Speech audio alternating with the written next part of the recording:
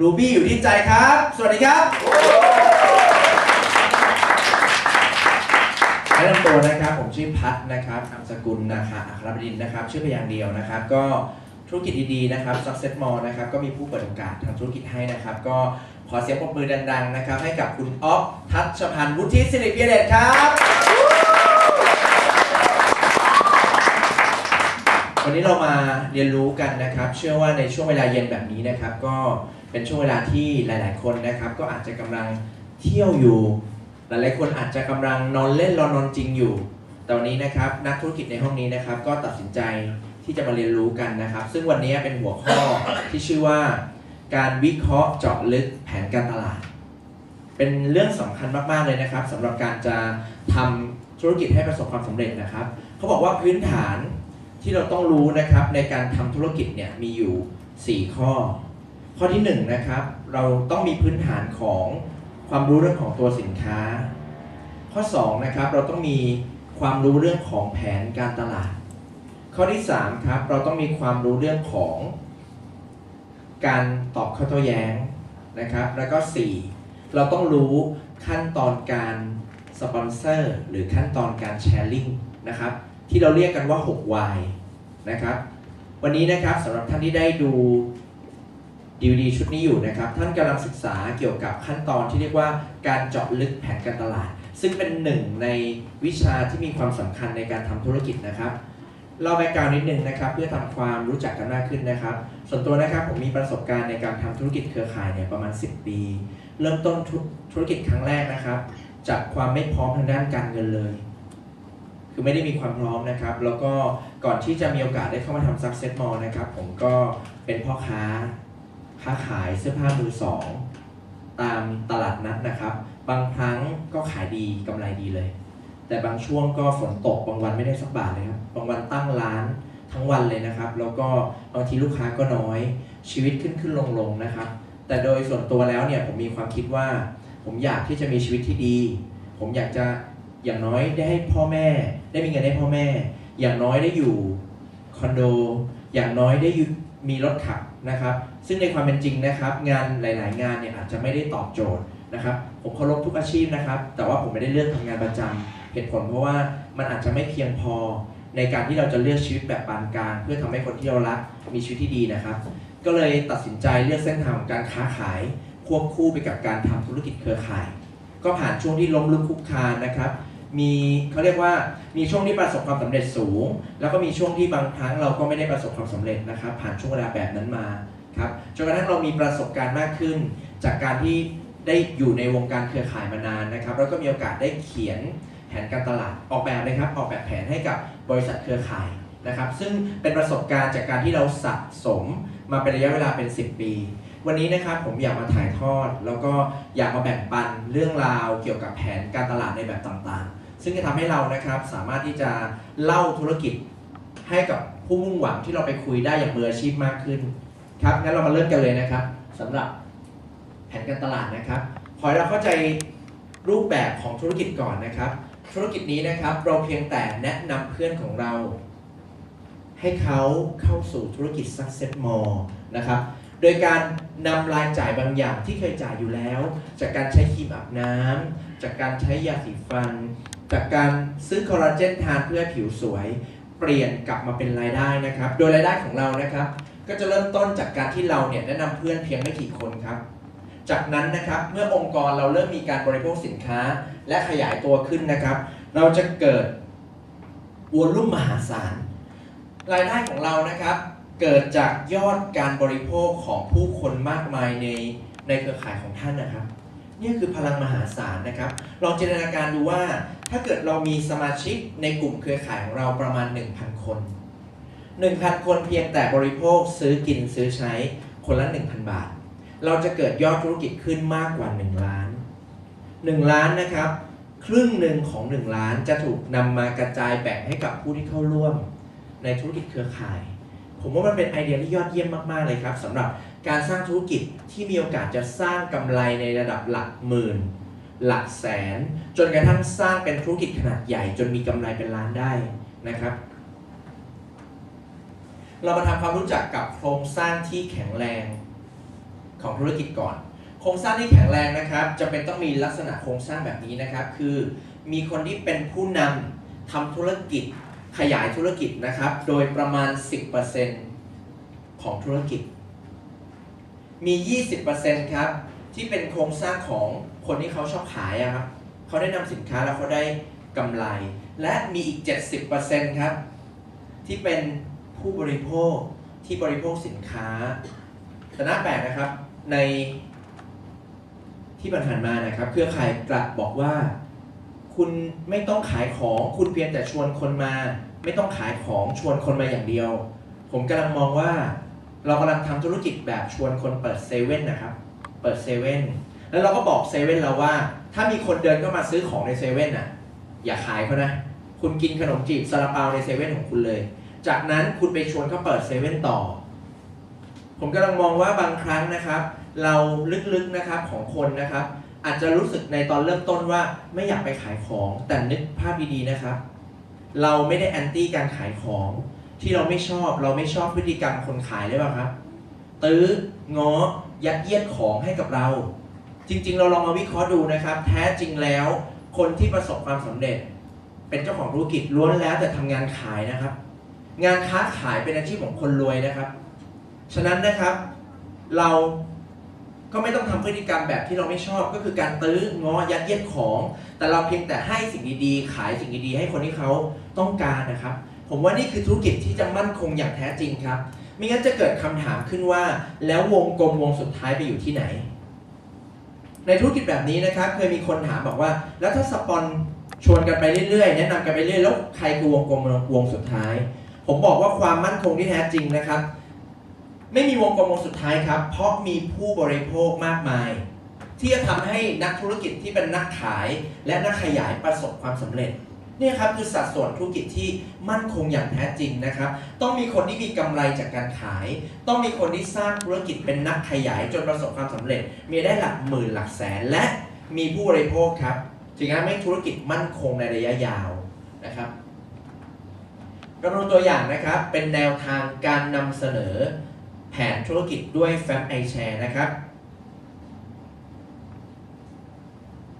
อันดับแรกนะครับก่อนที่เราจะทำการเขาเรียกว่าแนะนำแผนการตลาดเขาเราต้องมีการเคลียร์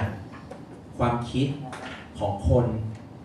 ที่เราคุยก่อนนะครับสิ่งเราต้องเคลียร์เป็นอันดับแรกเลยครับก็คือเงินมาได้ยังไงจริงไหมครับเอาเงินจากไหนมาจ่ายกันเป็นแสนจริงไหมครับเราต้องเคลียร์ให้เขาเข้าใจก่อนว่าไอ้ที่มันได้เป็นแสนหรือเป็นหลักล้านเนี่ยมันมาจากไหนและมันมาได้ยังไงนะครับผมขออนุญาตย้อนไปนิดนึงนะครับแนวคิดแบบเก่านะครับก็คือส่วนแบ่งทางการตลาดนะครับที่เราเคยได้นะครับเชื่อไหมครับสินค้า1ตัวมันผ่านพ่อค้าคนกลางมาเยอะมากเลยผมอยากจะขออนุญาตเปรียบเทียบให้ทุกท่านที่นี่เห็นภาพนะครับมีสมมุติเราใช้แชมพูขวดหนึ่งราคา100 บาทต้นทุนเท่าไหร่ครับต้นทุนวัตถุดิบจริงๆนะครับบางคน30-40เนาะนะครับเชื่อไหมครับเราดูต้นทุนวัตถุดิบจริงๆเราจะตกใจเพราะว่าต้นทุนจริงๆประมาณ 10% ประมาณ10 บาทเท่านั้นเองอีก10 บาทเป็นค่าการผลิตค่าการจัดการของเขาค่าโรงงานค่าจ้างพนักงานค่าน้ำค่าไฟอีก20 บาทเป็นกำไรของเจ้าของค้าขายต้องมีกำไรไหมครับเจ้าของโรงงานมีกำไรพาร์ทแรกเขาเรียกว่าพาร์ทของผู้ผลิตครับซึ่งผู้ผลิตเนี่ยจะเฉลี่ยต้นทุนอยู่ประมาณ 40-50% รวมกับกำไรของเขาแล้วนี่คือพาร์ทของผู้ผลิตนั่นหมายความว่ายังมีอีก 50% ถึง 60% ที่เป็นช่องว่างทางการตลาดตรงกลางนี้ครับช่องว่างทางการตลาดตรงกลาง 50-60% ผ่านใครครับผ่านห้างสรรพสินค้าขายส่งเขาเปิดห้างใหญ่ๆครับลงทุนเป็นพันล้านเขามีกำไรไหมครับมีกำไรใช่ไหมครับผ่านร้านค้าปลีกเล็กๆไหมครับร้านค้าปลีกเล็กๆมินิมาร์ทปากซอยบ้านเราที่เราเดินเข้าอะครับเขาขยายเป็นหลายๆพันสาขา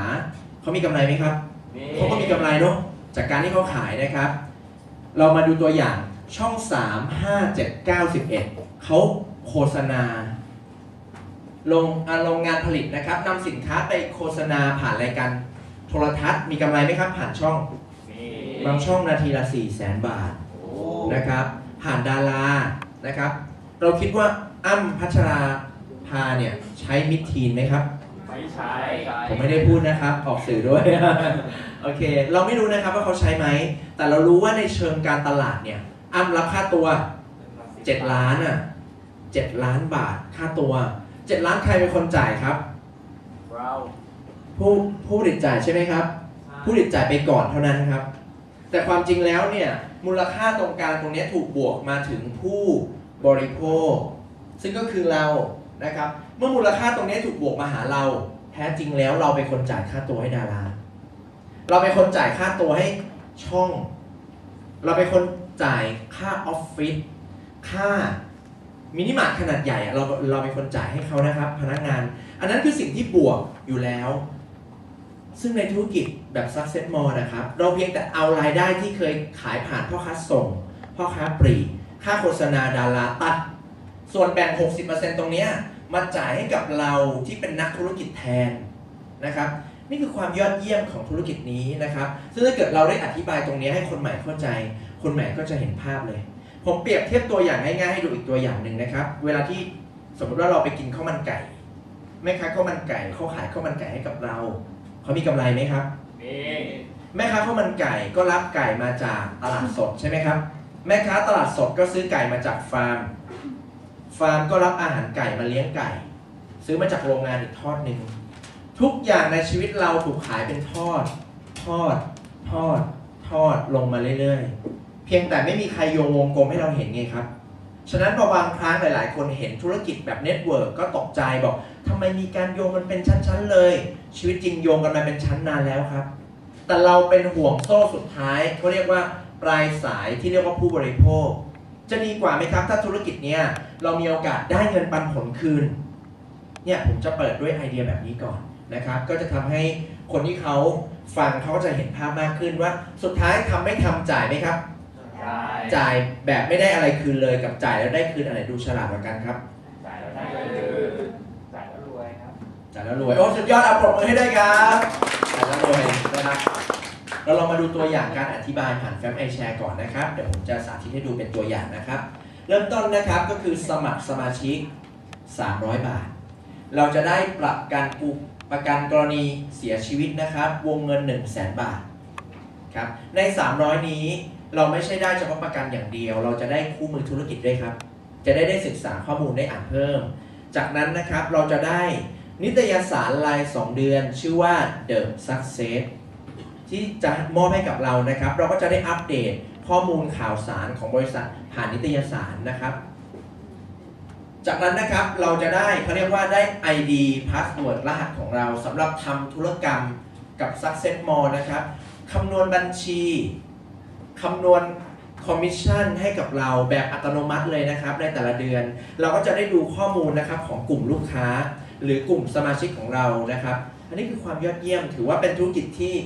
ลงทุนน้อยมากๆนะครับวันนี้นะครับสเต็ปที่2เป็นการเข้าร่วมธุรกิจจะมีอยู่2สเต็ปนะครับเรียกว่าตำแหน่งที่ชื่อว่า Supervisor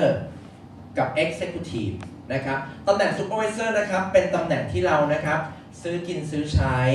บริโภคสินค้าหรืออาจจะแนะนำสินค้าในลักษณะจำหน่ายก็ได้เราก็ซื้อสินค้าจนครบ 3,000 บาทหรือประมาณ750 คะแนน750 คะแนนนะครับเราก็จะขึ้นเป็นตำแหน่งที่เรียกว่า Supervisor แล้วครับ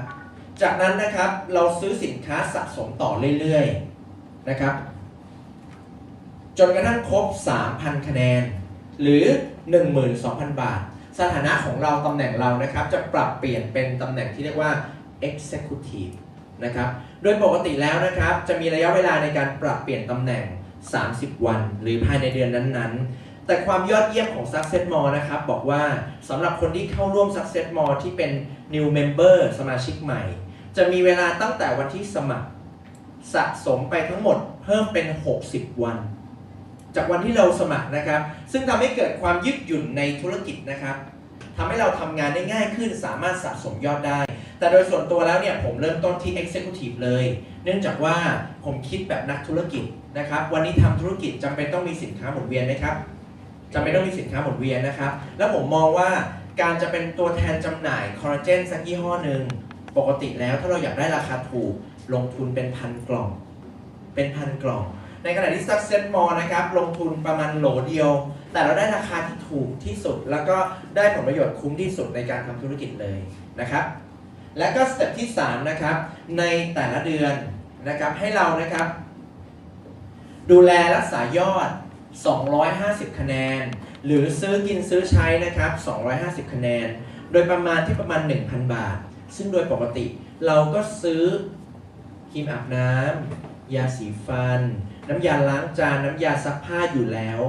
ตามท้องตลาดเราก็เพียงแต่สวิตช์รายจ่ายที่เราเคยจ่ายสวิตช์มาซื้อกับ Success More เราก็จะเริ่มต้นในการมีโอกาสได้เงินปันผลเพิ่มละนะครับนี่คือ3สเต็ปง่ายๆในการเริ่มต้นนะครับเรามาทำความรู้จักกับแผนการตลาดของ Success More นะครับข้อที่1นะครับเป็นรายได้ที่ตัวแทนจำหน่ายจะมีกำไรยกตัวอย่างครับเราเป็นตัวแทนจำหน่ายและเราซื้อคอลลาเจนใช่ไหมครับเราซื้อคอลลาเจนในราคา960 บาทนะครับจะมีราคากลาง 1,200 บาทราคากลางคือราคาที่เขาเรียกว่าเป็นราคาที่ถ้าเกิดเราไปแนะนำเพื่อนนะครับเราเพื่อนเราเนี่ยขอลดราคาจากราคาข้างกล่องราคาข้างกล่องก็คือ 1,500 บาทนะครับแปลว่าทุกครั้งถ้าเราแนะนำสินค้าในราคาเต็มเราจะได้กำไร540 บาท20 กล่องเท่าไหร่ครับ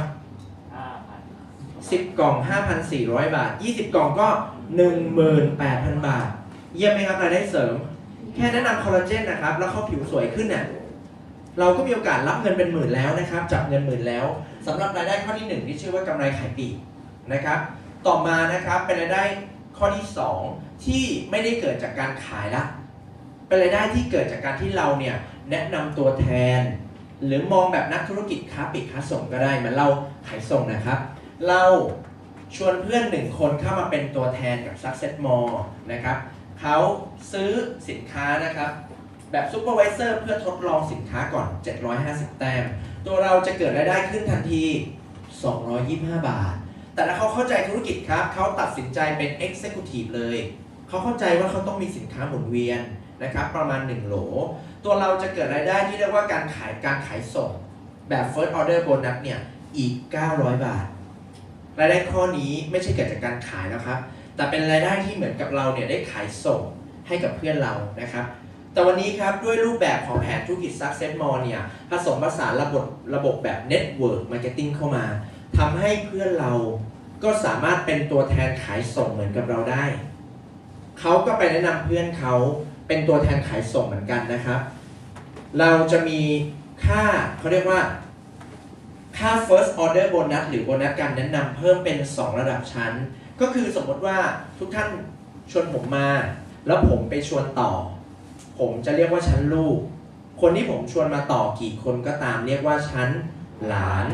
นะครับถ้าหลานเราตัดสินใจเป็นซุปนะครับซื้อสินค้าประมาณ 3,000 บาททุกท่านจะรับ75 บาทนะครับแต่ถ้าเกิดเขาเข้าใจธุรกิจเขาตัดสินใจเป็นตัวแทนระดับ Executive เลยเขาก็จะมีตำแหน่งเป็น X และตัวเราก็จะมีโบนัสชั้นหลาน300 บาทด้วยนะครับนี่คือรายได้ที่เรียกว่าข้อ2นะครับเป็นรายได้ที่ไม่จำกัดนะครับเราสามารถแนะนำกี่คนก็ได้ต่อมาเป็นรายได้ข้อ3ครับเรียกว่าโบนัสปั้นดาวโบนัสปั้นดาวนะครับนี่คือตัวเรานะครับทุกท่านนะครับเราจะเป็นดาวได้อย่างไรนะครับเราเป็นดาวก็คือเราแนะนำซ้าย1ขวา1ที่เป็นซูเปอร์ไวเซอร์ขึ้นไปตัวเราจะกลายเป็นดาวแล้วครับถ้าเกิดเราแนะนำเพื่อนครับใน A และช่วยใน A นะครับสามารถแนะนำได้ซ้าย1ขวา1นะครับเราแนะนำ A ใช่ไหมครับ A เขามีซ้าย1ขวา1ตัวเราจะเกิดโบนัสคือเราปั้นเขาให้เป็นดาว400 บาทนะครับและถ้าเกิดใน A นะครับเปลี่ยนสถานะจากซุปผมจะขอเรียกย่อๆแล้วนะครับว่าซุปกับ X ใน A เปลี่ยนสถานะเป็น X ครับและแนะนำซ้าย X ขวา X แบบนี้เราจะได้เพิ่มอีก800 บาทรวมเป็น 1,200 บาทแต่มีโบนัสแบบสเปเชียลถ้าเราสามารถช่วยให้ใน A นะครับเป็น X และมีซ้าย X ขวา X ภายในเดือนนั้นๆโบนัสจาก 1,200 จะเพิ่มทันทีกลายเป็น 1,800 บาทนี่คือโบนัสสเปเชียลจริงๆสำหรับคนขยันที่สามารถทำได้ภายใน1 เดือนช่วยเพื่อนให้ขึ้นให้ได้นะครับ นี่คือรายได้ข้อที่ 3 ที่เรียกว่าโบนัสปั้นดาวรายได้ข้อที่ 4 ครับเป็นรายได้จากการขยายองค์กร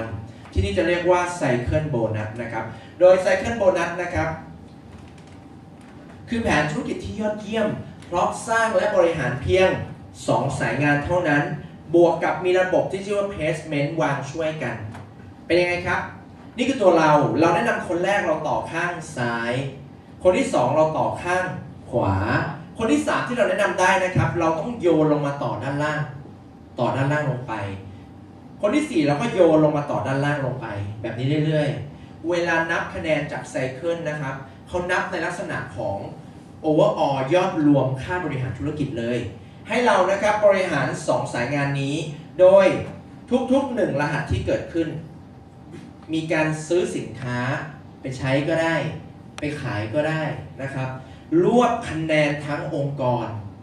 รวมขึ้นมาให้ได้ 1,500 คะแนนรวบคะแนนทั้งองค์กรให้ได้ 2,250 คะแนนจุดไหนก็ได้นะครับตรงไหนก็ได้ของผังองค์กรที่เกิดขึ้นจะเกิดจากเราแนะนำมาเองเขาขยายไปหรือมีการ placement ลงมานับทั้งหมดนับทุกจุดเลยนะครับโดยทุกๆ 1,500 แต้มกับ 2,250 แต้มแบบนี้เราจะมีรายได้นะครับถ้าเกิดเราเป็นซูเปอร์วิเซอร์เราจะมีรายได้600 บาทต่อไซเคิลคืออะไรนะครับผมทวนข้างหนึ่งมี 1,500 แต้มอีกข้างมี 2,250 แต้มนี่คือ1ไซเคิล1ไซเคิลเราจะได้เงิน600 บาทแต่พิเศษครับสำหรับคนเป็น Executive ได้เพิ่มเป็น720 บาทนะครับฉะนั้นนะครับในอนาคตถ้าเกิดว่าเรามีจำนวนไซเคิลแบบนี้เยอะมากขึ้นเรื่อยๆนะครับเราจะมีรายได้สูงสุดนะครับก็คือไม่เกิน 1,600 ไซเคิลหรือ 1,152,000 บาทต่อเดือนมหาศาลนะครับแค่เพียงสร้างและบริหารเพียง 2 สายงานแต่ละสูงสุด1 ล้านนะครับต่อมาครับเป็นรายได้ที่เกิดจากการสร้างผู้นำนะครับรายได้ที่เกิดจากการสร้างผู้นำนะครับจะเรียกว่ารายได้ค่าลิขสิทธิ์หรือเรียกว่า matching นะครับ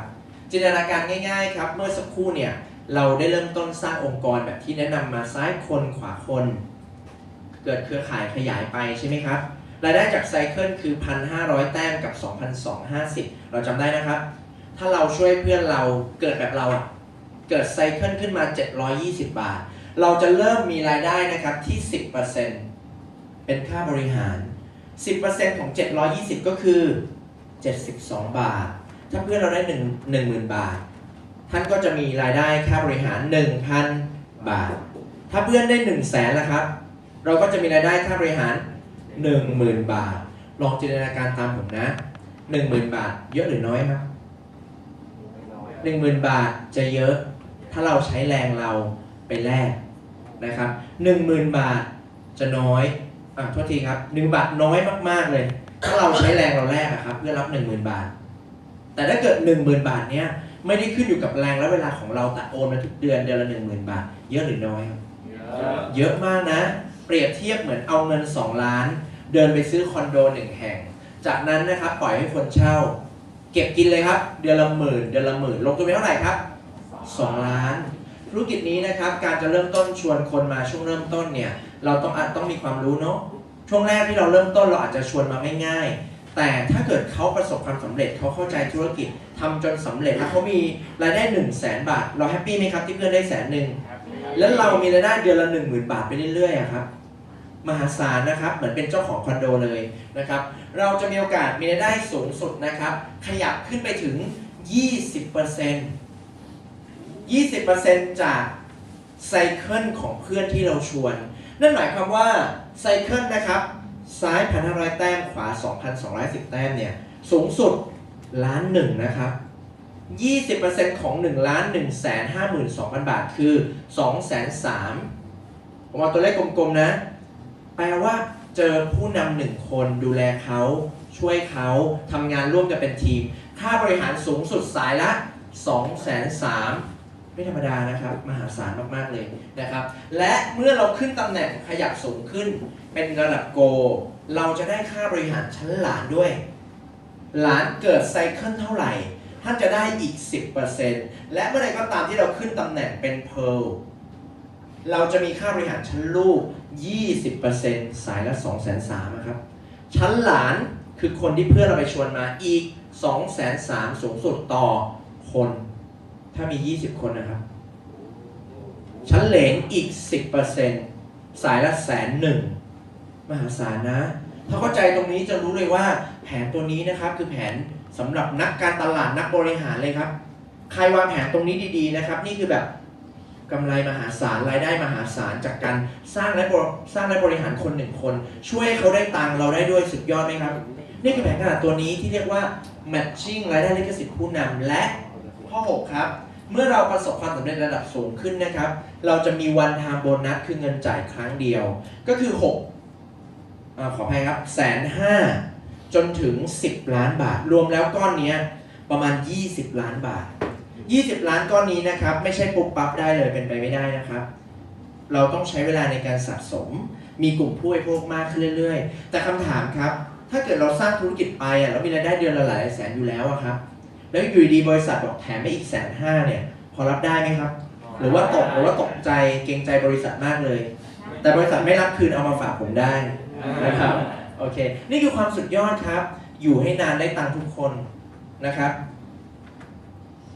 แล้วก็บวกอีก1 รางวัลก็คือการท่องเที่ยวที่นี่นะครับเราจะได้รางวัลชีวิตก็คือการไปเที่ยวนะครับเราไปเที่ยวกันนะครับเที่ยวฟรีกินฟรีแล้วเที่ยวแบบไปกับเพื่อนอ่ะมันตรงนี้ครับปกติไปกับเพื่อนกลับมาทั้งเราและเพื่อนก็กรอบหมดจริงไหมแต่นี่ไปกับเพื่อนเขาเรียกว่าอิ่มจังตังอยู่ครบแบบยกกวนอ่ะมันเจ็บกว่ามือทำมือได้นะครับโอเค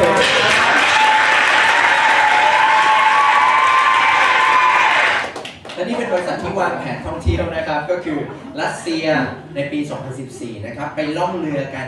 เมดิเตอร์เรเนียนนะครับและเขาเรียกว่ายักษ์อะไรนะน่านน้ำนะครับทั่วเมดิเตอร์เรเนียนเลยครับแล้วก็ไปยุโรปอีสต์ยุโรปนะครับยุโรปตะวันออกกันแล้วก็ไปเซาท์แอฟริกาไปดูยีราฟไปดูช้างหูใหญ่ๆกันไปดูกวางกันนะครับแล้วก็ไปสวิตเซอร์แลนด์กันประเทศนี้เขาว่าหรูหรามากๆเลยนะครับครั้งหนึ่งในชีวิตนะครับใครมีแฟนต้องพาแฟนไปให้ได้นะครับเคยสัญญากันไว้ใช่ไหมครับว่าจะพาเธอไปเที่ยวเกาะแบบมาลดีฟแต่ว่าตอนนี้คือเอาเกาะช้างไว้ก่อนเนาะใกล้ๆจริงไหมอย่าลืมรักษาสัญญานะแต่นี้ครับเที่ยวฟรีนะครับพาแฟนไปเที่ยวลากคู่ได้ไปด้วยกันด้วยนะครับสุดยอดมากแล้วก็ไปอันนี้คืออะไรนะไปเที่ยวรอบโลกนะครับก็คือบริษัทที่วางแผนล่วงหน้าถึง5 ปีเต็มในการท่องเที่ยวนะครับนี่คือตัวอย่างนะครับในเรื่องของการบรรยายผ่านแฟ้ม iShare ต่อมาครับสำหรับบางคนที่เขาต้องการลงดีเทลละต้องการลงลึกละนะครับเราจะมาดูวิธีการเขียนแผนการตลาดด้วยกระดาษกันเราจะดูเป็นมืออาชีพมากๆเลยครับถ้าเกิดเพื่อนถามแผนเราแล้วเราสามารถหยิบกระดาษขึ้นมาแล้วเขียนให้เขาดูแบบแตกเปอร์เซ็นต์ออกมาได้เลยเขาคำนวณเขาเห็นภาพว่าเขามีโอกาสเขาก็ตัดสินใจลองมาเพิ่มความเป็นมืออาชีพกันครับด้วยการเขียนแผนการตลาดด้วยกระดาษนะครับในช่วงนี้นะครับเดี๋ยวผมจะขออนุญาตวางพอยเตอร์แล้วก็เปลี่ยนอาวุธนะครับโอเคใครมีกระดาษเขียนตามแนะนำให้เขียนนะครับจะทำให้เรามีทักษะนะครับในการที่เราจะเขียนแผนการตลาดด้วยกระดาษได้นะครับการเขียนแผนการตลาดด้วยกระดาษเนี่ยสิ่งที่เราต้องเตรียมอันดับแรกคืออะไรครับคือกระดาษกับปากกานะครับถูกต้องเลยนะครับถ้าเกิดเราไม่เตรียมสิ่งนี้นะครับเวลาไปถึงปุ๊บเนี่ยก็อาจจะต้องไปขอผู้มุ่งหวังก็จะดูเป็นมืออาชีพน้อยลงเนาะนะครับเรามาเรียนรู้การเขียนแผนด้วยกระดาษกันนะครับจริงๆหลักการเขียนเนี่ยจริงๆต้องใช้เป็นแนวนอน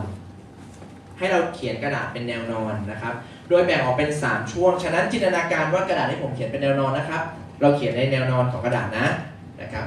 เราแบ่งออกเป็น3ช่วงเลยครับเราขีดออกมานะครับ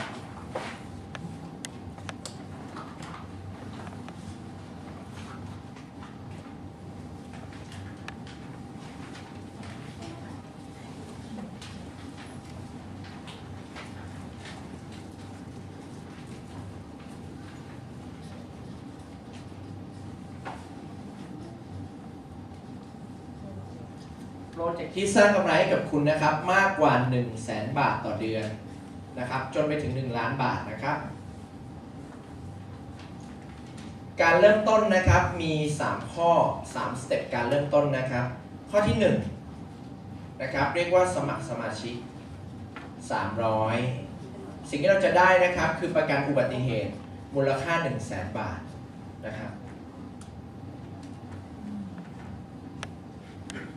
ข้อที่2ครับ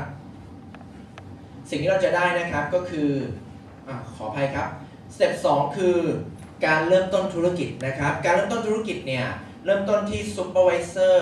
หรือ Executive นะครับโดย Supervisor นะครับมียอดการซื้อสินค้าโดยประมาณ 3,000 บาทหรือ750 PV Executive ครับมียอดการซื้อสินค้าประมาณโหลนึงนะครับ 12,000 บาทหรือ 3,000 PV นะครับนี่คือสเต็ปในการเริ่มต้นสามารถสะสมได้ใน 60 วันนะครับถ้าเกินจาก 60 วันแล้วก็เข้าเงื่อนไขปกติก็คือภายในเดือนต่อเดือนนะครับในการขึ้นตำแหน่งนะครับแต่สามารถขึ้นได้เมื่อไหร่ก็ได้ไม่มีข้อจำกัดนะครับว่า 60 วันแล้วเราจะขึ้นไม่ได้นะครับข้อ3ครับคือรักษายอด 250 คะแนนถึง 750 คะแนนนะครับมีเงื่อนไขเป็น 3 ข้อเท่านั้นการรักษายอดนะครับทุกตำแหน่งรักษายอดเพื่อรับรายได้เท่ากันหมดคือ 250 คะแนนหรือประมาณ 1,000 บาทแต่ถ้าเรารักษายอด 750 แต้มเราจะได้โบนัสพิเศษก็คือเราจะได้โบนัสเรื่องการท่องเที่ยวฟรีทุกๆทริปนะครับถ้าเกิดเรารักษายอด 750 แต้มครับนี่คือ 3 ข้อนะครับเงื่อนไขในการเข้าร่วมธุรกิจมีเพียงเท่านี้ครับเราสามารถสร้างธุรกิจที่ทำกำไรเป็นแสนได้แล้วนะครับเรามาดูรายได้ครับ6แผนรายได้นะครับมีรายได้6ช่องทางบวก1ผลประโยชน์6ช่องทางบวก1ผลประโยชน์นะครับโดยช่องทางที่1เรียกว่ากำไรขายปลีกนะครับกำไรขายปลีกนะครับ25ถึง56% 25ถึง56% เฉลี่ยแล้วแต่ตัวสินค้านะครับเรามาดูตัวอย่างกันครับเราย้ายมาอยู่ข้างนี้นะครับข้อที่1ครับสมมุติเราแนะนำคอลลาเจน10 กล่องนะครับ10 กล่องกำไรกล่องละ540 บาทเราจะเกิดกำไรขายปลีกแล้วครับ 5,400 บาทนี่คือเงินสดที่เก็บเข้ากระเป๋าเพื่อนๆเลยนะครับแนะนำปุ๊บเก็บเข้ากระเป๋าเลย10 กล่องก็ 5,400 แล้วถ้า20 กล่องก็เท่าไหร่ครับก็เอา20คูณ540เท่ากับ 1,800 บาทนี่คือรายได้เสริมที่ถือว่าน่ารักมากๆเลยนะครับแนะนำ20 กล่องรับเข้ากระเป๋าเป็นหมื่นนะครับข้อต่อมาครับข้อที่2นะครับเรียกว่าโบนัสแนะน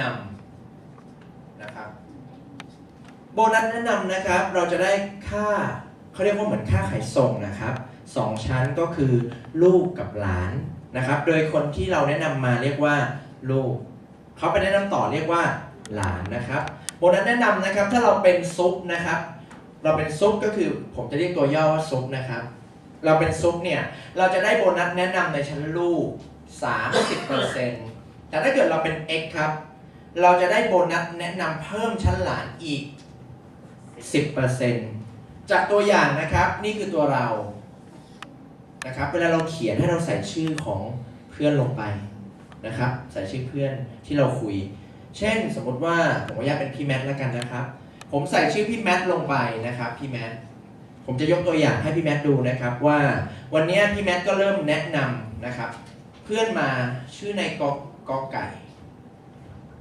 ในกอไก่เพื่อนเรานะครับ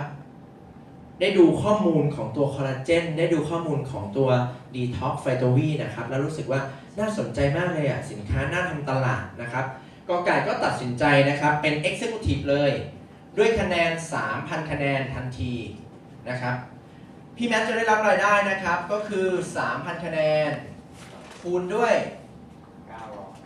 30% เห็นไหมครับชั้นลูก 30% นะครับพี่แมทจะเกิดรายได้ขึ้น 900 บาทในทันที จากนั้นนะครับพี่แมทก็แนะนำในขอไข่มานะครับในขอไข่เนี่ยตัดสินใจบริโภคสินค้าที่750 แต้มเป็นซุปก่อนนะครับตัดสินใจลองสินค้าดูก่อนนะครับ750 แต้มพี่แมทก็จะเกิดรายได้ขึ้นเท่าไหร่ครับ750คูณด้วย30%พี่แมทจะเกิดรายได้ขึ้นกี่บาทครับแบบนี้ก็เอา750คูณ30เท่ากับ225 บาทปรากฏวันต่อมาครับพี่แมทสามารถแนะนำเพื่อนมาได้เพิ่มนะครับเพื่อนเราชื่อนายงองูแล้วกันนะครับชื่อนายงองูนะครับโอเคผมข้ามคอควายไปแล้วกันนะฮะโอเคเพื่อนเราชื่อนายงองูนายงองูเนี่ยพี่แมทไม่สามารถติดตัวได้เพราะว่าแผนมีระบบเพลสเมนต์ที่ต้องช่วยกันพี่แมทต้องโยนนายงองูลงมาต่อให้ในขอไข่เห็นไหมครับแบบนี้โยนลงมาปรากฏนายงองูเนี่ยเก็ตครับเก็ตธุรกิจเลยตัดสินใจที่จะเป็น Executive ด้วยการมีคะแนน 3,000 คะแนนแบบนี้นะครับเมื่อตัดสินใจเป็น Executive ปุ๊บอันนี้เป็นชั้นลูกหรือชั้นหลานครับจริงๆเป็นลูกนะดูดีนะครับแม้จะโยนลงไปต่อ Placement ลงไปแต่ในระบบคอมพิวเตอร์แนะนำใครมาก็ตามเราจะยังคงเป็นผู้สปอนเซอร์อยู่แปลว่านายงองูคือลูกครับคือลูกของเรานะครับนี่คือในกอไก่ในขอไข่ในงองูคือ 3,000 คะแนนคูณด้วย 30% จะเท่ากับ900 บาทนะครับปรากฏวันต่อมาครับในกอไก่เนี่ยเห็นธุรกิจก็ไปชวนครับในก1และก2มาแบบนี้ครับในก1และก2แบบนี้ถือว่าเป็นชั้นหลานของพี่แมทปรากฏครับในก1และก2นะครับตัดสินใจที่จะเป็นตัวแทนจำหน่ายเลย 3,000 แต้มครับ 3,000 แต้มตามโครงสร้างพี่แมทเป็นซุปหรือเป็น X เห็นไหมครับถ้าพี่แมทเป็น Executive ปุ๊บพี่แมทจะได้รับเพิ่มอีก 10% ก็คือ 10% คูณ 3,000 จะเท่ากับ300 บาทในก2ครับอีก 10% ก็คืออีก300 บาทเช่นกันครับถ้าในกไก่แนะนำคนมาเพิ่มอีกเป็นในก3ในก3ก็ถือว่าเป็นชั้นหลานด้วยพูดมาถึงข้อนี้นะครับเพื่อนๆจะเห็นภาพเลยว่านั่นหมายความว่าถ้าลูกเราแนะนำเพิ่มเรื่อยๆเกิดตัวแทนเพิ่มเรื่อยๆในชั้นลูกเราจะเกิดชั้นหลานมหาศาลเลยนะครับเราจะเกิดชั้นหลานมหาศาลนี่คือรายได้ข้อที่2ที่เรียกว่าโบนัสแนะนำจากโครงสร้างนี้ครับเรามาดูข้อที่3กันต่อนะครับเรียกว่าโบนัสปั้นดาวโดยเราจะมีโบนัสปั้นดาวนะครับ400 บาทบวก800 บาทนะครับในช่วงเริ่มต้นมาดูตัวอย่างกันครับในกอไก่วันนี้แนะนำในก1และก2มาใช่ไหมครับวันนี้ถ้าเกิดว่าในกอไก่มี 3,000 แต้มปรากฏในกเนี่ยยังมีก1ยังมี 1,000 แต้มอยู่ในก2มี 3,000 แต้มเกิดโครงสร้างแบบนี้ขึ้นที่ในกเป็นคนแนะนำซ้ายคนขวาคนแบบนี้เราจะมีรายได้เพิ่มทันทีนะครับพี่แมทจะมีรายได้เพิ่มทันที400 บาทเป็นโบนัสจากการปั้นเขาให้ได้เงินแต่วันนี้ครับในก1ใช้เวลาผ่านไป60 วันนะครับก็สามารถมาปรับตำแหน่งตัวเองครับจนกลายเป็น 3,000 แต้มเป็น X เหมือนกันแปลว่าพี่แมทแนะนำในกที่มี 3,000 แต้มเป็น X X คนนี้แนะนำคน2คนซ้าย1ขวา1และเป็น X ทั้งคู่พี่แมทจะได้เงินเพิ่มทันทีอีก800 บาทรวมเป็น 1,200 บาทครับแต่โบนัสพิเศษถ้าพี่แมทสามารถช่วยให้ในกพี่แมทช่วยในกนะให้มีซ้าย1ขวา1เป็น X ทั้งคู่ภายในเดือนนั้นๆนะครับตัวเลขจะเปลี่ยนทันทีครับกลายเป็นจาก 1,200 จะได้กลายเป็น 1,800 บาทโหข้อนี้เป็นโบนัสที่ยอดเยี่ยมเพราะเป็นโบนัสที่กระตุ้นให้เราอยากไปช่วยเพื่อนไหมครับเพื่อนได้เงินเราได้ด้วย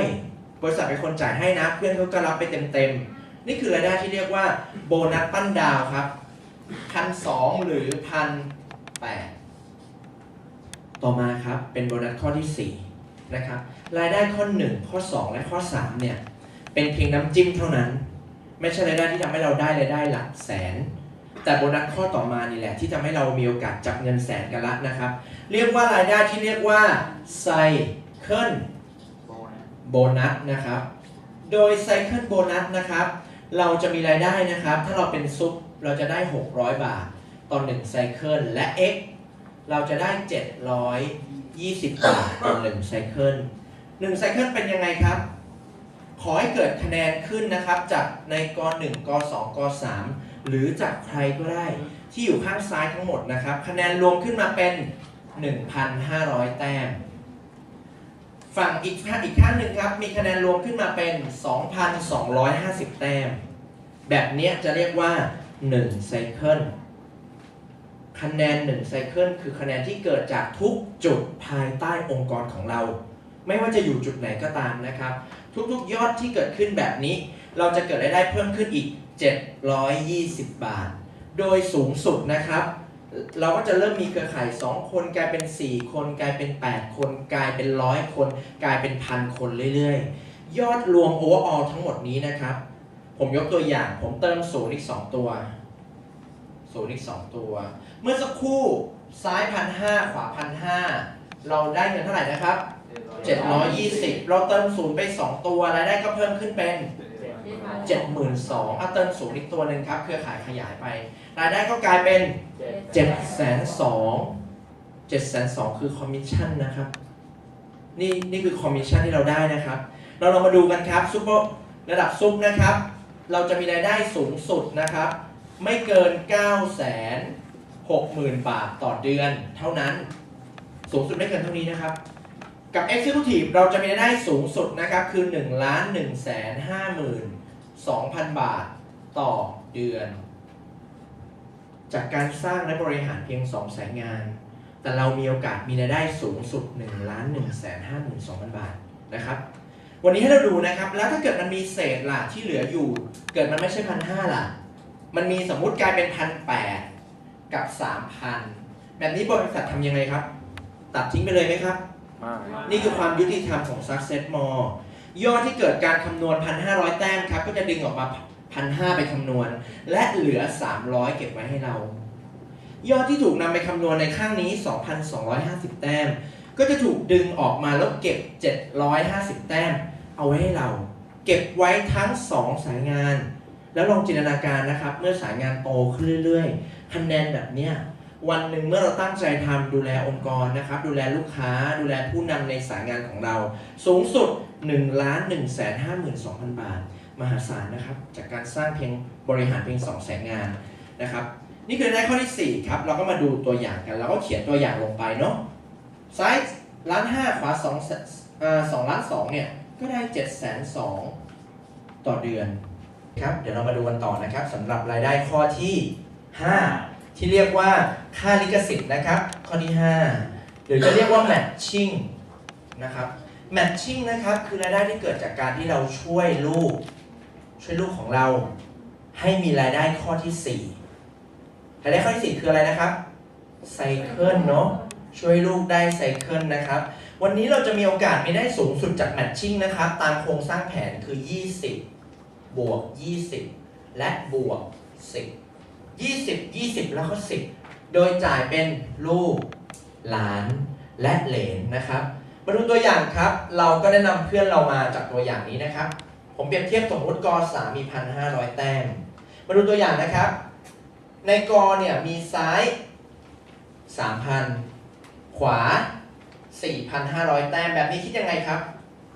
เรามาดูตัวอย่างการคำนวณกันทุกๆ 1,500 ต่อ 2,200 จะเท่ากับ1ไซเคิล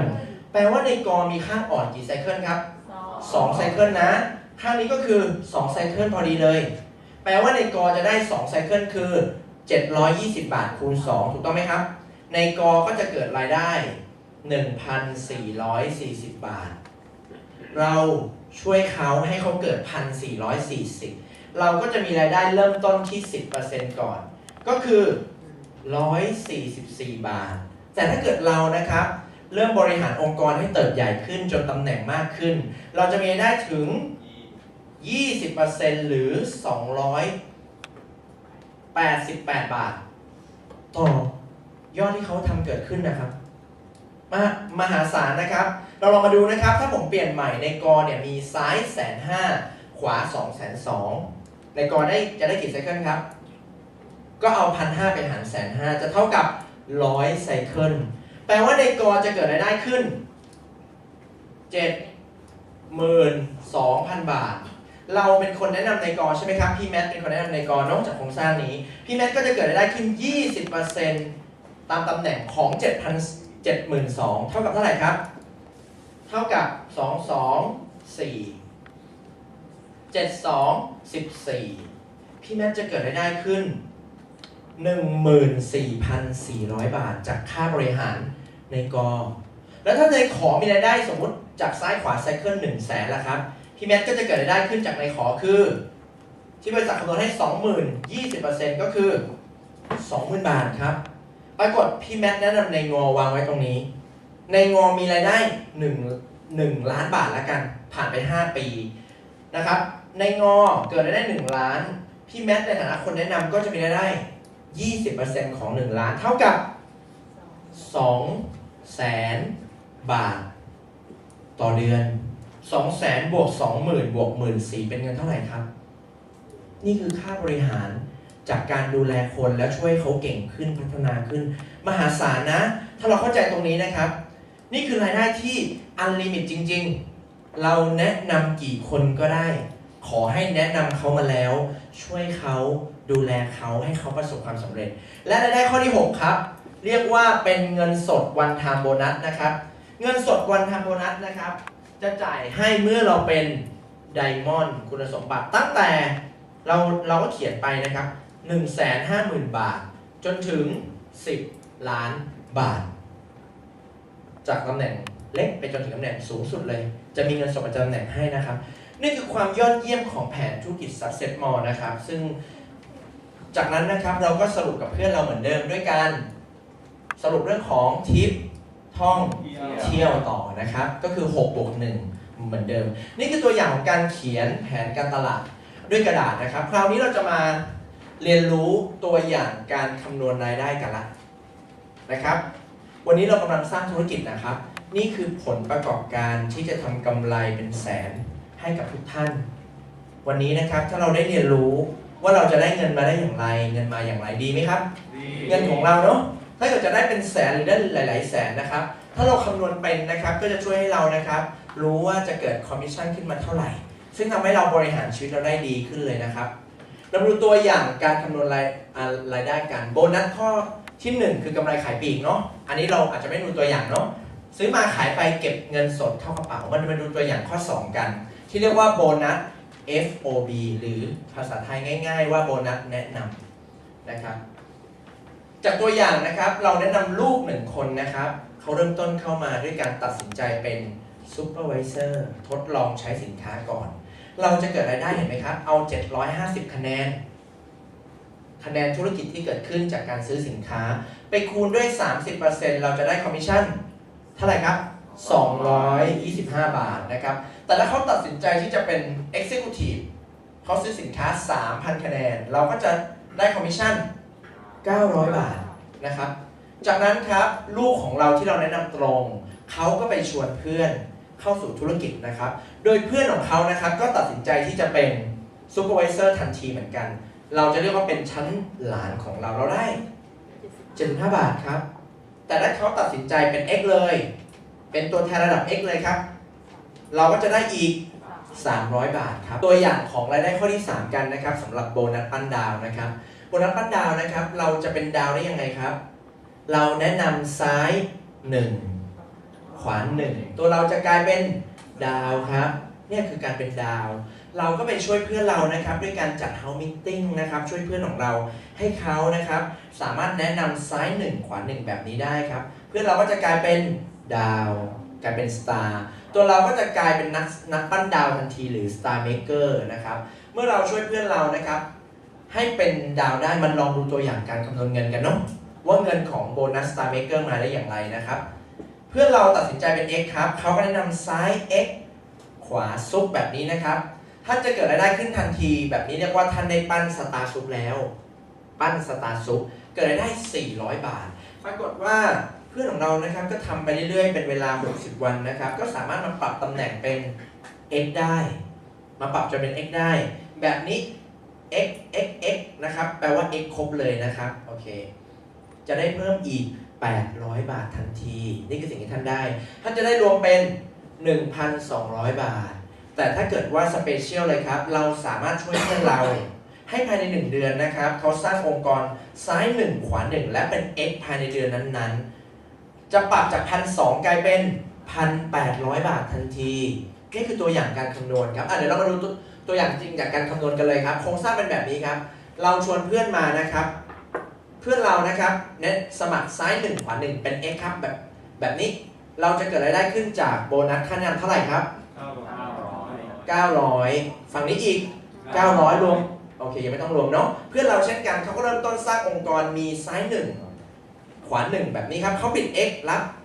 300ค่าบริหารชั้นหลังปิด x อีกคนนึงรับ300ครับฝั่งนี้นะครับก็อีก300กับ300รวมเป็นฝั่งนี้900บวก300บวก300เป็น 1,500 บาทฝั่งนี้ครับ900บวก300บวก300เป็น 1,500 บาทนะครับและวันนี้ถ้าเราสามารถจะปั้นดาวได้เห็นไหมครับให้เขาสามารถมีซ้าย x ขวา x ได้เราก็จะมีค่าบริหารที่เรียกว่าโบนัสปั้นดาวสตาร์เมเกอร์อีก 1,800 บาททันทีนะครับเกิดโครงสร้างแบบนี้ขึ้น2โครงสร้างเราก็จะได้ 1,500 บวก 1,500 บวกปั้นดาวอีก 1,800 บวก 1,800 สรุปแล้วเรามีรายได้เท่าไหร่ครับ 6,600 บาทเห็นไหมครับนี่คือการคำนวณซึ่งเราจะเห็นภาพเลยว่าเป็นเรื่องง่ายเหมือนกันนะครับกับการสร้างคน1คนนะครับให้เขาสามารถมีซ้าย1ขวา1แล้วโครงสร้างแบบนี้เกิดขึ้นท่านมีรายได้แล้ว 6,600 บาทนะครับต่อมาเรามาดูตัวอย่างการคำนวณของไซเคิลโบนัสกันนะครับไซเคิลโบนัสก็คือยอดที่เกิดขึ้นนะครับ 1,500 คะแนนกับ 2,250 คะแนนแบบนี้เราจำได้นะครับตีเป็นยอดขายเลยเอาแบบกลมๆง่ายๆนะครับซ้ายสมมุติตัวอย่างครับยอดขาย9กล่องประมาณ 9,000 บาทฝั่งขวา6กล่องตีซะ 6,000 บาทนะครับจากตัวอย่างสมมุติว่าเราเป็น Executive ครับนะครับเราจะได้เงินกี่บาทครับแบบนี้คอมมิชชั่นจะเพิ่มให้เราในข้อที่4ทันทีอีก720 บาทนะครับผมเปลี่ยนตัวเลขใหม่ครับซ้ายเรามี 90,000 ขวา 60,000 คอมมิชชั่นเราจะกลายเป็น 7,200 ซ้าย 900,000 ขวา 600,000 คอมมิชชั่นเราจะกลายเป็น 72,000 ซ้าย 9 ล้าน ขวา 6 ล้าน หรือ 2,250,000 PV กับ 1 ล้าน 500,000 PV คอมมิชชั่นเราคือ 7,200,000 นะครับ นี่คือตัวอย่างการคำนวณสูงสุดเท่าไหร่ครับเราจำได้ไหม1,600 รอบ 1,600 ไซเคิลนะครับหรือ 1,152,000 บาทบางคนบอกกูไม่จำตัวเลขละกูจำได้ว่าล้านหนึ่งอะสร้าง2 สายพอละเศษนี่คือไม่ต้องไปจำมันละแต่ถึงเวลาโอนมาให้เราเอาไหมครับเอาเนาะผู้หญิงต้องพูดว่ารับเนาะโอเคนะครับโอเคนี่คือตัวอย่างการคำนวณรายได้ของไซเคิลนะครับสูงสุด 960,000 บาทถ้าเราเป็นซุปนะแต่เราเป็น X คืออย่างที่บอกครับ 1,152,000 บาทมาดูตัวอย่างการคำนวณรายได้ข้อที่ 5 กันหรือ matching bonus กันนะครับนี่คือตัวเรานะครับตัวเพื่อนๆในห้องนี้นะตัวท่านนะท่านก็ชวนเพื่อนมาที่เราได้นำเขามาตัวเขามีกี่สายงานครับเขามี2สายงานเหมือนเราวันนี้นะครับเขาเกิดยอดขึ้นเช่นกันคือ 2,250 แต้มกับ 1,500 แต้มหรือ 9,000 กับ 6,000 บาทเราทันนะครับยอดขายเกิดขึ้นภายใต้องค์กรเขาตัวเขาจะรับเงินเท่าไหร่ครับ720 บาทนะครับสังเกตไหมครับเราก็จะมีรายได้ 10% ที่บริษัทจ่ายอีกก้อนหนึ่งเท่าไหร่ครับแบบนี้ก็72 บาทแล้วถ้าเกิดเขาได้100,000อะครับตัวเราก็ได้ 10,000 บาทไงครับนี่คือตัวอย่างการคำนวณรายได้ที่เรียกว่า matching bonus นะครับ matching จะเพิ่มมากขึ้นจาก 10% นะครับเมื่อตำแหน่งสูงขึ้นกลายเป็น20 แล้วก็10ลูกหลานเหลนมหาศาลมาดูตัวอย่างการคำนวณ matching bonus กันครับถ้าเรามีลูกนะครับ ที่ตั้งใจทำธุรกิจและเราดูแลเขาเมื่อเวลาผ่านไปนะครับเขามีกี่สายนะครับ2 สายงานเขามีโอกาสรับรายได้สูงสุดเท่าไหร่ครับ1,152,000 บาทเรามีโอกาสรับ 20% จาก1 ล้านนะครับคือ2,234,000 บาทต่อเดือนหรือถ้า4 คนนี้เต็มแม็กซ์แล้วเราช่วยเขาท่านจะมีรายได้900,000นะครับ921,600 บาทต่อเดือนนะครับนี่ค่าบริหารคน 4 คนนะครับคุ้มไหมครับการจะเจอคน1 คนไม่ใช่เรื่องง่ายนะบางครั้งนะครับเราเริ่มต้นไปอาจจะ2 เดือน3 เดือน5 เดือนเราอาจจะยังไม่เจอเลยแต่วันนี้ลองนึกภาพดูครับในงานอื่นนะครับเรามีโอกาสที่จะรับค่าบริหารจากการเจอคน 4 คนสูงถึงขนาดนี้ไหมครับถ้าเราเจอคน1 คนที่เอาจริงเป็นเพชรช่วยเขาดูแลเขาเมื่อเวลาผ่านไป5 ปีเขามีรายได้เต็มแม็กซ์ท่านรับ900,000นะครับ4 คนแล้วถ้า4 คนนี้นะครับทำเหมือนกันทุกคนเข้าใจธุรกิจนะครับ4 คนนี้ไปแนะนำคนละ4ท่านจะมีชั้นหลาน16 คนนะครับ16 คนเต็มแม็กซ์นะครับท่านจะมีรายได้เพิ่มอีก 3,686,400 บาทมหาศาลนะแล้วถ้าเกิดว่าหลานไปแนะนำอีก4 คนกลายเป็น64 คนชั้นนี้ท่านได้ 10% ครับท่านจะรับ 7,372,800 บาทรวมแล้วนะครับท่านจะมีรายได้11 ล้านบาทบางคนตกใจกับตัวเลขนะครับนี่คือพลังมหาศาลนะครับท่านไม่ต้องแปลกใจนะครับในระดับโลกมีคนที่ทำธุรกิจแบบเครือข่ายและมีรายได้มากกว่า50 ล้านต่อเดือนเพียงแต่ว่าถ้าวันนี้มันเป็นตัวท่านแหละครับแล้วดูแล4 คนนี้ดีๆนี่คือเงินมหาศาลนะที่จะเกิดขึ้นนะครับรวมถึงเพื่อนเรา4 คนนี้ก็มีชีวิตที่เปลี่ยนแปลงด้วยถ้าเราเข้าใจข้อนี้นะครับเราจะดูแล4 คนแบบสุดๆเลยเนี่ยครับคือตัวอย่างการคำนวณรายได้ในส่วนของแมทชิ่งครับการจัดวางสายงานอย่างถูกต้องการจัดวางสายงานอย่างถูกต้องนะครับมีหลักการที่ทำให้เราเติบโตนะครับซึ่งเป็นหลักการที่เขาเรียกว่า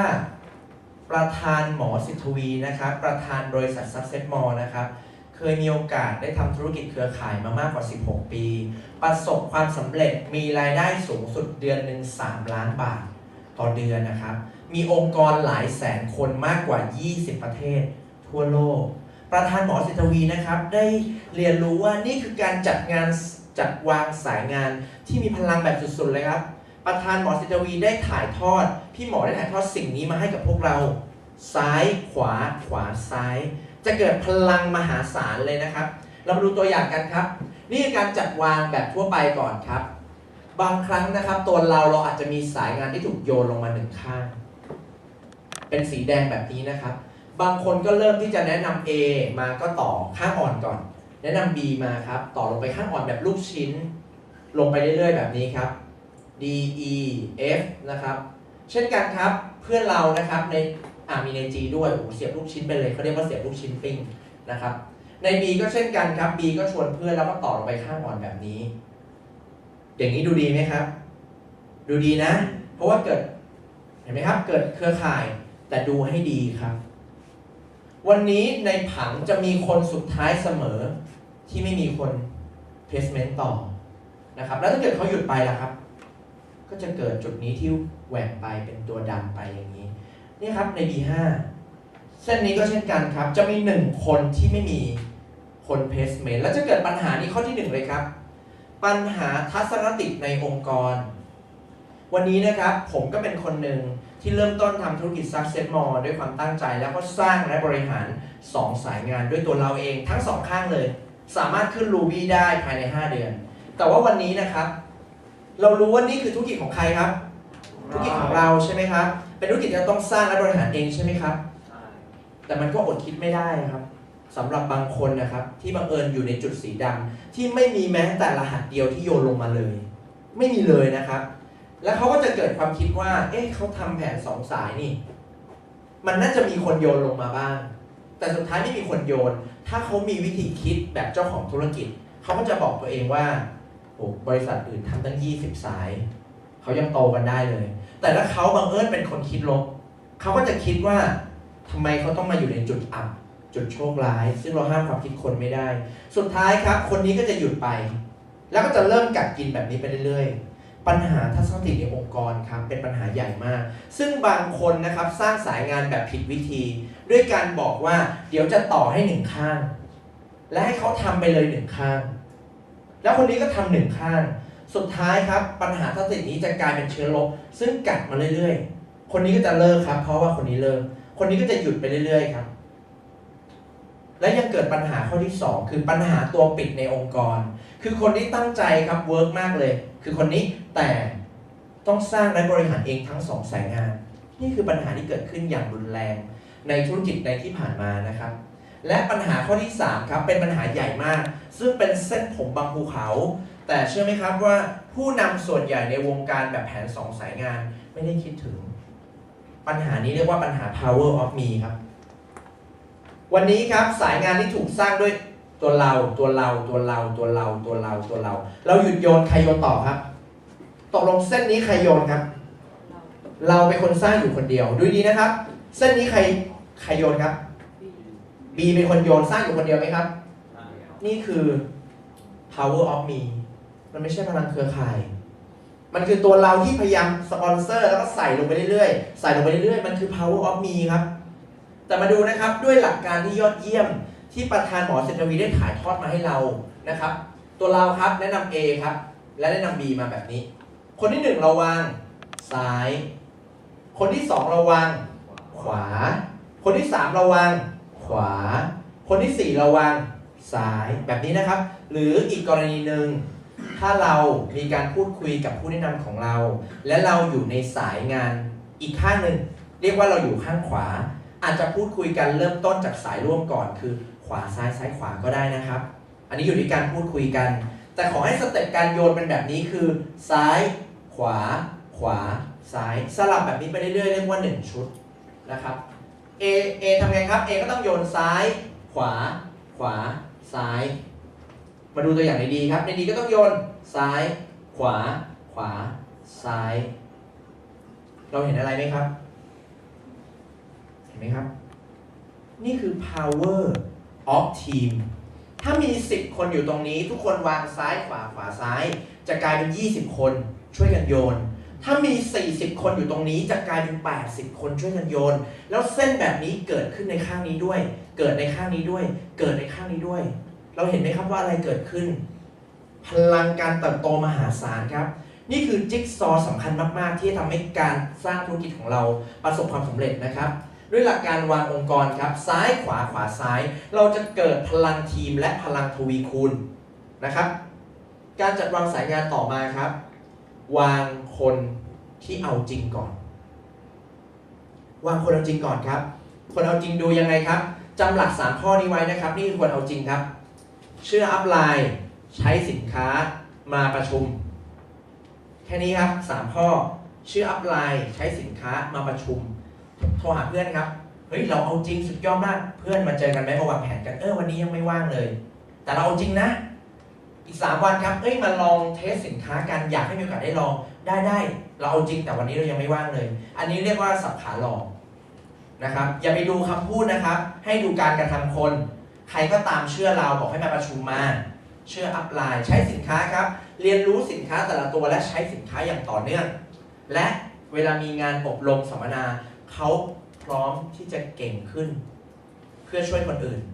คนแบบนี้คือคนเอาจริงครับเชื่ออัพไลน์ใช้สินค้ามาประชุมเทคนิคครับจะวางผังเป็นรอบทุกวันที่10และวันที่25ผมทำแบบนี้ตลอดนะครับ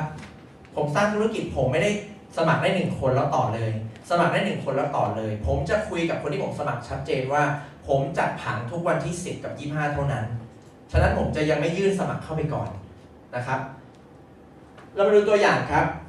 เนี่ยบังเอิญเราไปชวนเพื่อนคนนี้ซื้อเลย 1,000 PV โดยประมาณ4กล่องคนนี้ซื้อ 1,500 PV คนนี้ซื้อ 3,000 PV เราไม่รู้หรอกครับว่าใครเป็นคนเอาจริงแต่ปรากฏว่าใน A เข้าคุณสมบัติเชื่ออัพไลน์ใช้สินค้ามาประชุมใน B ครับฝั่งนี้เช่นกันครับบังเอิญเข้าคุณสมบัติ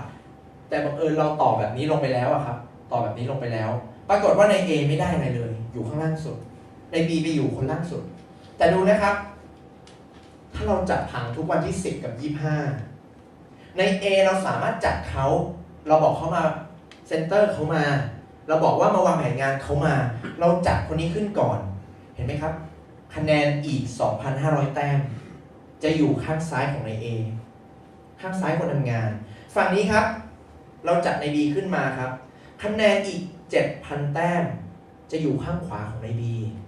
เห็นไหมครับฉะนั้นเราจัดแบบนี้จะทำให้เราเจอคนทำงานและทำให้เขาเกิดกำลังใจ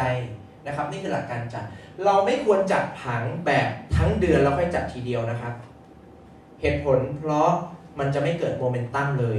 หมายถึงเรา BMC คะแนนไว้แล้วไม่แจงนะครับผ่านไป1 เดือนเราไม่แจงบางครั้งกำลังใจของทีมงานเราหายการจัดผังที่ดีควรจัดแค่เพียง2 รอบต่อเดือนทุกวันที่10และวันที่25นี่คือหลักการบริหารและ